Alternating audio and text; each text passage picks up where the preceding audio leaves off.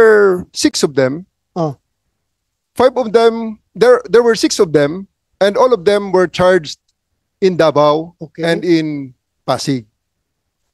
In March 2024, a Davao court issued warrants of arrest for 6 of them.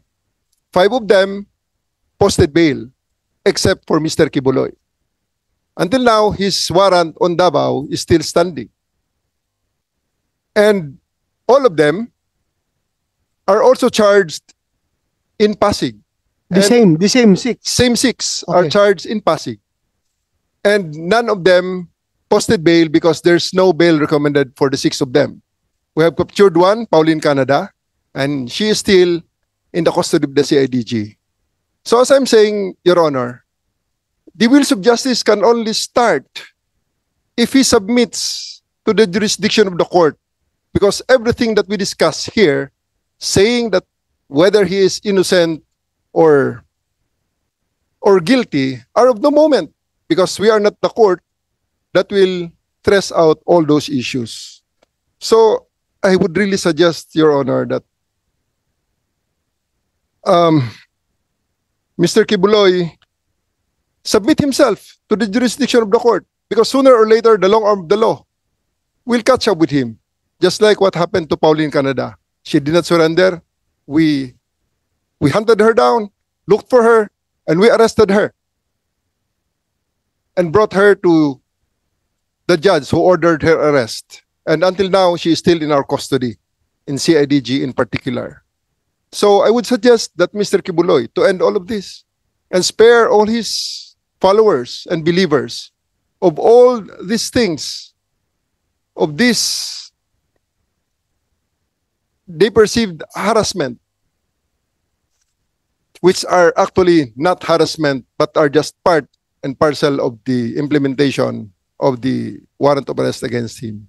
So I would suggest, Mr. Chair, if it's possible, to call for Mr. Kibuloy to surrender to the jurisdiction of the court, of Pasig Regional Trial Court, because until then he is just a fugitive of the law, fleeing, hiding behind his members and followers, and whom we in Region 11 will continue to pursue and look for him, to arrest him and bring him to the jurisdiction of the court, whether he like it or not.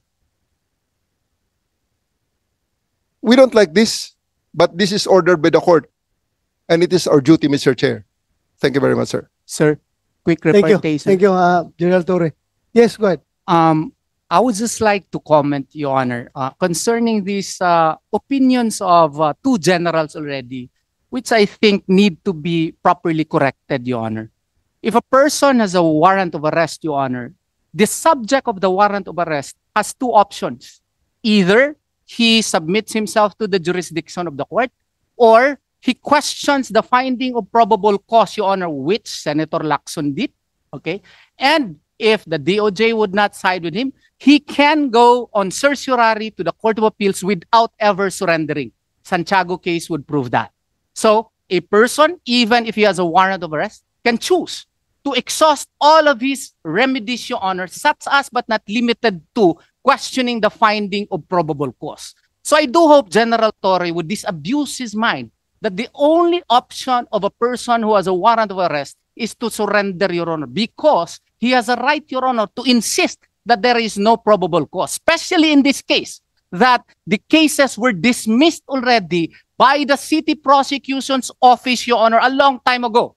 And the complainant in this case filed a petition for review 4 years ago, Your Honor, and this was not acted upon by the Department of Justice, and this was only acted upon when it became fashionable to attack Pastor Apollo C. Kibuloy, when there was already a Senate investigation being instigated by Senator Hontiveros. All of a sudden, voila, there is already a resolution on the petition for review.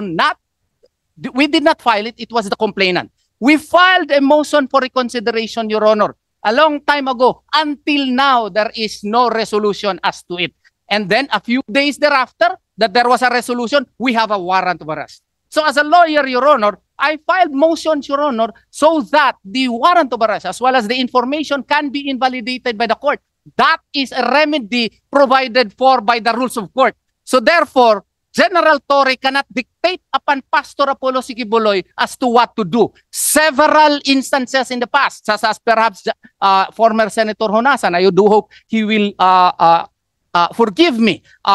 Ocampo, Senator Ocampo also did that in the past, Your Honor, by questioning the finding of probable cause. If these were available to those persons, why not to Pastor Apollo Sikibuloy? They are always describing my client as a fugitive. What is your legal basis? The last basis, Your Honor, is Republic Act 11983, passed only on March 11 of 2024. What is the definition, legal definition of a fugitive under the present dispensation, Your Honor? According to Section 3G, those who flee under the following circumstances after conviction by a Philippine court to avoid prosecution.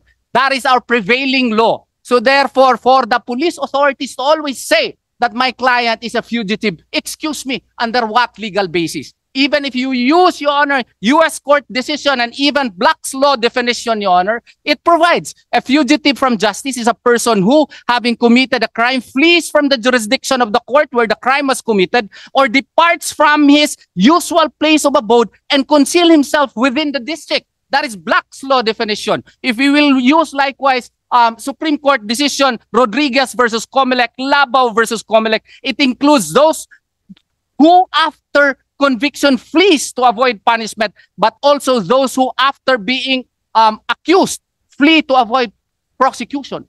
So we are still questioning the after being accused.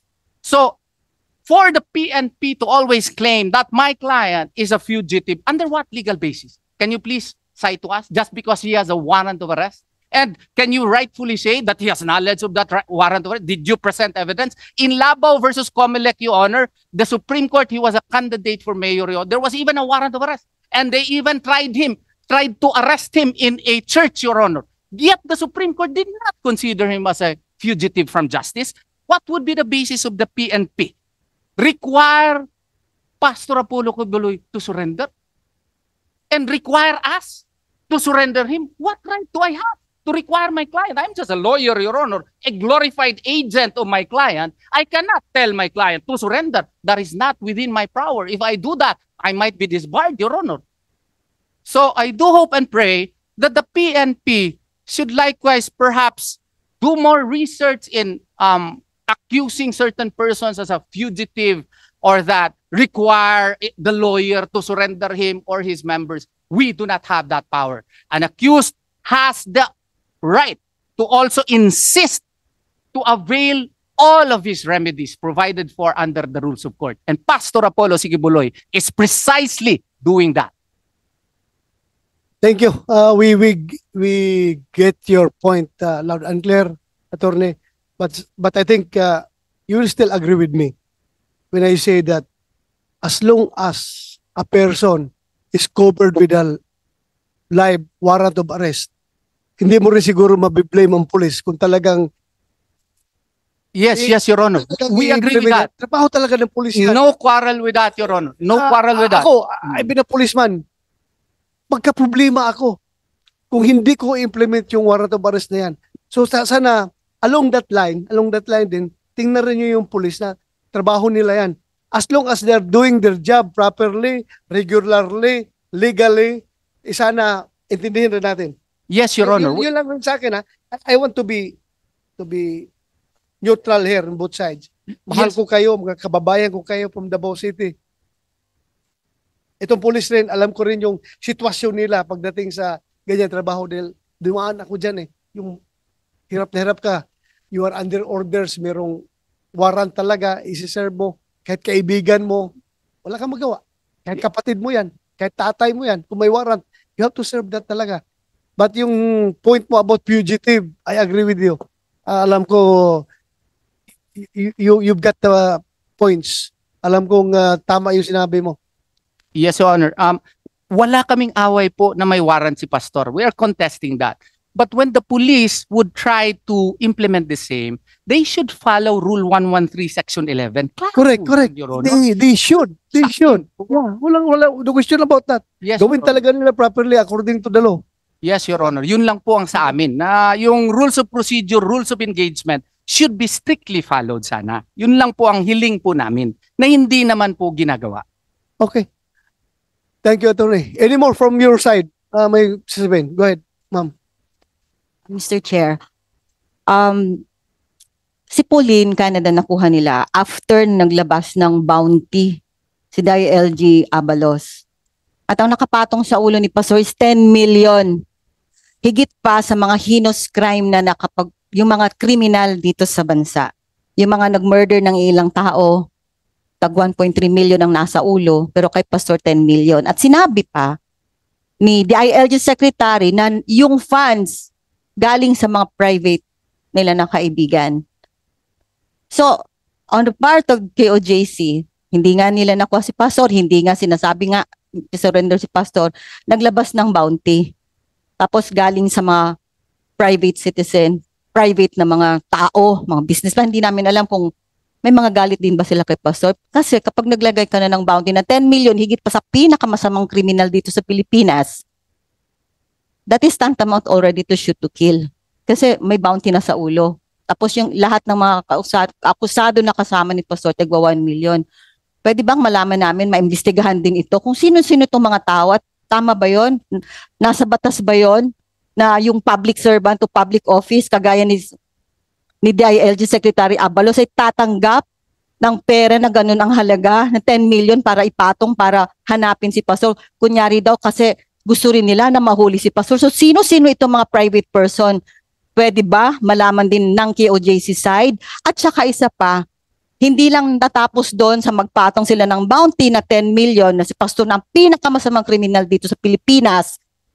Nag-post pa sila ng mga wanted na posters, mga tarpaulin sa city. Utos daw yon ni General Torre. Kasi nga ilagay yung mga mukha nila. Pero bakit yung mga nakakumit na mga heinous crime, mga terorista, nakatakip at nakablur yung mga mukha? Bakit yung mga KOJC na mga si Pastor, KOJC administrators, hindi? Di ba human rights violation yon? Tapos, eto pa, si General Torre, andito naman nakikinig, sir siya ang nag-utos na maglagay ng wanted sa tapat ng aming compound. Harap mismo ng KJC compound. Kasi nandun kami nakabantay. Di ba blatant abuse yan ng religious feelings namin? Biro mo si Pastor, lagyan nila ng wanted sa tapat namin, doon ipapaskil. Pagkatapos, nagsinungaling pa siya. Kasi nung nahuli nila sa Pauline Canada, tinawagan namin sa Attorney Torion, nandito naman si Attorney, siguro siya rin na makapagkwento, para malantad na lang lahat. Sinabi niya, wala siya doon at wala si Pauline. Hindi nila nahuli. Si Pauline Canada, wala sa kanila.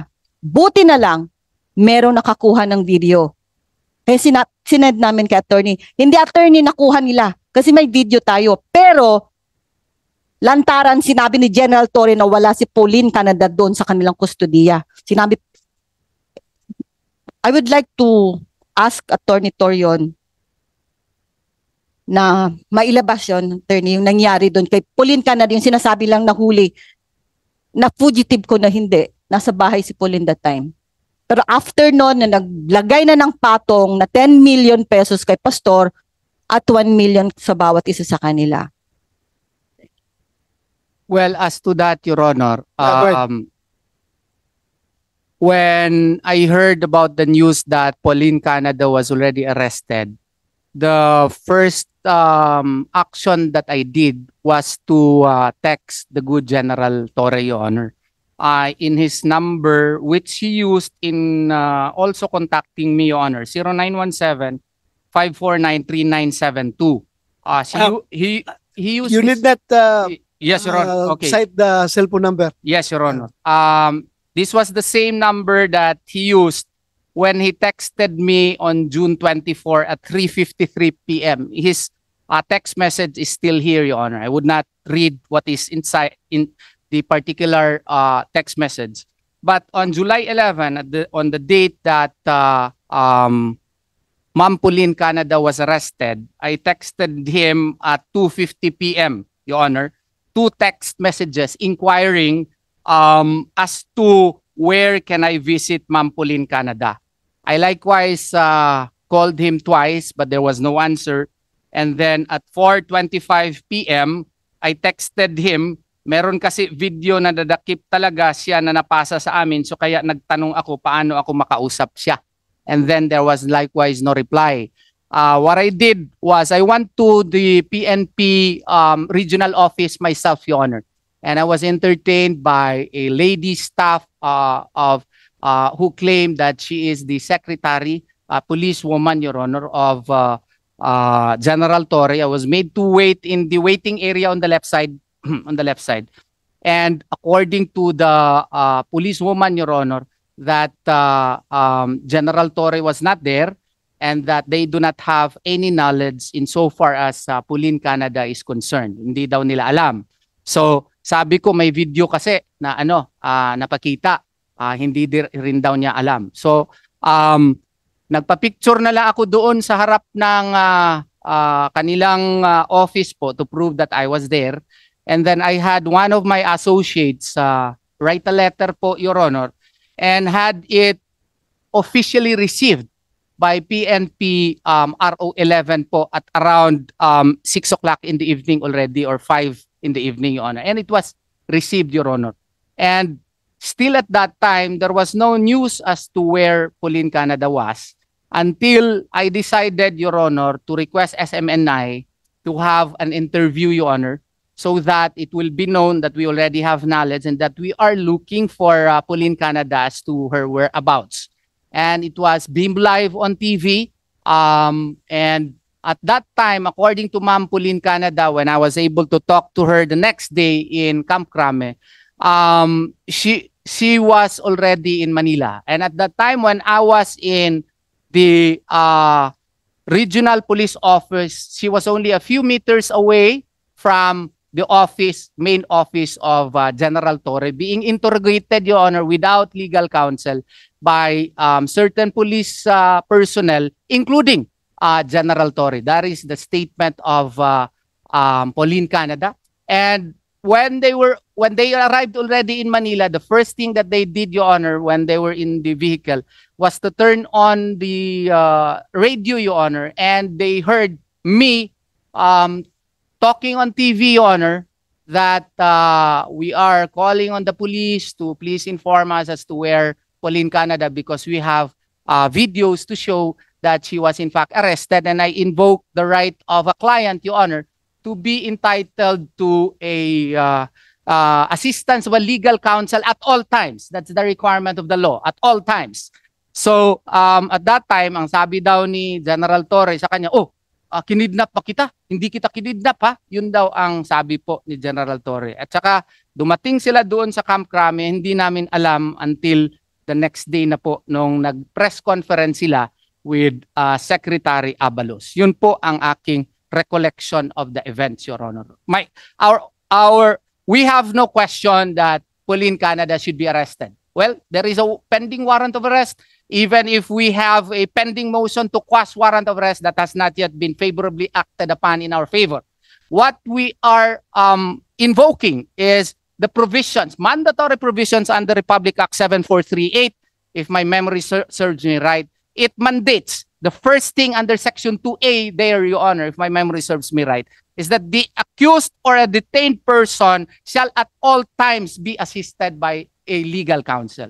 So that is a right, statutory right protected by law. And therefore, when Pulin Canada insisted, she even told the arresting officer, pwede ko ba makontak si Attorney Torion? She was not given that privilege, Your Honor. So therefore, there was that violation of her statutory right from the time that she was arrested up to the time that she was transported to Camp Crame here in Manila, Your Honor. Thank you, Attorney Torion. Wala na sa side niyo? You want to respond, General Torres? Sir, Sorry. as to the just specific, sir, as to the statement of Attorney Torion that he called my number. Unfortunately, I may not be able to answer his or receive anything from him because 3 days after I arrived here as a regional director, I reached out to him through a common friend. And we were texting, yes, we were texting. His number is 0920-922-0105. And I blocked him because I don't consider him as an honorable person. As to his Block mo siya, binlock yes mo sir, kaya hindi that's ka why nakatanggap. I was not able to receive anything from him from that number. As to his statement that Pauline was arrested after the bounty, yes, it's true. Pauline Canada was arrested after the bounty was raised because it was also a Dabawenyo who gave that information that led to the arrest of Pauline Canada. And as to the validity of the warrant, I do believe that the arrest of Pauline Canada is Exhibit A on the validity of that warrant because we served it on July 11, less than a month ago, almost a month ago now. And until now, Attorney Torion, with all his words and battery of lawyers and all his books and citations, he was not able to free Pauline Canada from detention because still, Pasig Regional Trial Court says that this warrant is valid. Thank you, Your Honor. Hindi naman yun na ang punto niya. Ang punto lang niya is Right to to counsel be yun. afforded a counsel while in the custody of the police. Yun lang rin yung gusto niya na nagkakaroon ng counsel while being investigated. Yes, Your Honor. Ang punto ko naman hindi makipag-away kay General Torre. Ang punto ko lang ay yung akusado o detenadong tao. Pero alam mo ba na binlock ka niya? Hindi ko alam po. Na-block ka na sa cellphone niya. Hindi ka na Kasi, makakontak sa kanya. Sabi kasi niya, dishonorable daw ako. Ang nangyari Block po ka na. kasi niyan, meron kasing balita noon na may Oplan Parokya 2 daw. Ako naman, ako abogado po ni Pastor Apollo Sikibuloy, matagal na po at saka ng Kingdom. As a lawyer, I am concerned of the safety of my client. So I reached out to him through a friend, indeed. And instead of meeting him in his office, kala ko, wag na lang siguro pinsan doon sa opisina niya. Baka hindi na ako palabasin. Doon na lang sa sa hotel, ng isang hotel ng Davao po. Kasi nandun din yung pamilya ko. Doon kami nakita. I know he cannot deny it. Doon kasi, tinakot niya ako. Ang sabi niya, kailangan ipasurrender mo si Pastor Kibuloy. Kasi kung hindi mo siya ipasurrender, there will be an Oplan Parokya 2 which is more bloody. Oo, more bloody daw. Pare-pareho daw doon sa yung nangyari daw sa Texas, Waco, Texas. Sabi ko naman, boss, sir, general, hindi naman ako power. That's not within my power to require my clients to make them surrender to the fold of law kasi nga may remedy din naman sila. Pwede pa naman nila i-question yung finding of probable cause na masyado ngang questionable. Yun po ang nangyari noon sa amin. Kaya meron kaming text messages po. Oo. So yung pagka-dishonorable ko, first time po ako naka-receive ng ganyang accusation po. But if it is dishonorability in the defense of my client, that's a badge of honor, Your Honor. I will take it. Thank you, Atty. Torion. Anyway, yung usapan naman nyo doon is personal between the two of you, Yes, di ba? Your Honor. Yes, Your Honor. But ako, being a police officer myself, siguro, diskarte na yun ni General Torre na akala niya hindi ka magaling na abogado. Alam ko season na abogado ka na. Diskarte rin niya kasi season na police din ito. Sinaiwan ka lang niya na baka mamaya bibigay ka sa kanya. Waco, Texas ang sinasayad sa iyo na example. Baka bibigay ka at kausapin mo si Pastor Kibuloy kung may kontak ka sa kanya na ipasurrender mo. Diskarte niya yun. Ako, I just kuwan lang yun. Aking opinion. Alam ko po Mr. Chair. yun, Mr. Chair, kasi kaya nga ito kasing mukha ko masyadong bata. Kaya siguro akala niya na kahapon na ako po Mr. Chair. nag-graduate. Kaya siguro nasabi niya yun. Maalala ko, dali at Yes, sir. Yes, sir. General Torre, maalala ko pa noon nung andun tayo, kasama tayo doon sa nag-serve ng kuwan doon sa Malalag yun. Malalag, yung mga nag-occupy ng mga banana plantation doon na puro armed na mga pulahan. Pagpasok namin doon, bakbakan kami doon, nakipagbarilan. Ikaw nasa gilid kita, dapa ka rin ng dapa doon, baka hindi ka tamaan sa bala, pero grabing gira noon, daming patay noon. Yes, Your Honor. That's how seasoned the lawyer you are. Alam ko. But anyway, General Torre. Mr. Chair, if you will permit me, Mr. Chair, I'm giving authority to Attorney Torion to read our exchange of text messages, sir. Dalawa lang naman yun. He can read it to the plenary and tell what he did to my last text message. Thank you, sir. You know, this committee is not interested in knowing your personal correspondence between the two of you. Sa inyo na lang yan. Hindi ako interesado. But anyway, as much as I respect Attorney Torion, as a very good lawyer, alam ko, ikaw, Nick Torre, I also respect you. Kilala kita na magaling ka rin na opisyal. Kaya, alam ko na kayang-kaya mo mag-adjust ngayon. Knowing the situation, you can adjust accordingly para to mitigate the situation in Davao City. Yan Yes, sir. lang Thank you, sir. nakikiusap sa'yo. Thank you, General Torre. You have the floor, Senator Padilla. Maraming salamat po, mahal